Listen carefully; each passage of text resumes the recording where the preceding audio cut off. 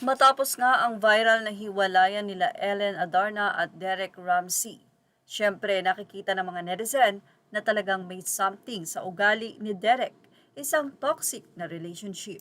Kaya naman hindi naiwasan na tanungin si Angelica Panganiban hinggil sa kanyang naging past relationship with Derek Ramsey sa isang nga pong interview.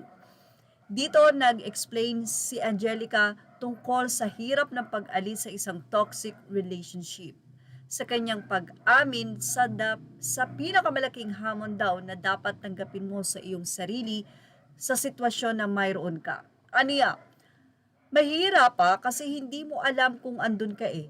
Mahirap siyang damahin o kapain. Kasi of course, minsan in denial ka na it's really happening sa sarili mo na, talaga ba? Nasa toxic relationship ba ako? And as much as possible, dahil sa ego mo, hindi mo ma-entertain yung ganoong klaseng idea kahit pa nasabihin sa'yo ng mga tao na sa paligid mo na, uy, tama na yan. Hindi na healthy yung relationship nyo at red flag na yang tao na yan. Mahirap, ikaw lang din talaga ang kakalas sa ganong klase ng relationship when you've had enough.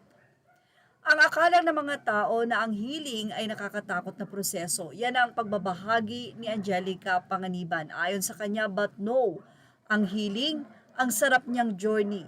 Na for me ha, di ba pag nagkakasakit tayo tapos alam mong pagaling ka na, tapos ka na doon sa nilalagnat ka, doon sa halimbawang surgery kapag andun ka na sa healing, kasi alam mong patapos na eh. Alam mong it's only gonna get better. Yan ang napakagandang eksplanasyon ni Angelica Panganiban. Pero ayon pa sa kanya, yung sa amin, siguro it's referring to Derek Ramsey. Siguro tulad ng sinabi ko kanina, meron akong peace ngayon na sobra kong iningatan or iniingatan at patuloy na iingatan. And I really don't want to na mag-comment pa sa kahit ano from my past.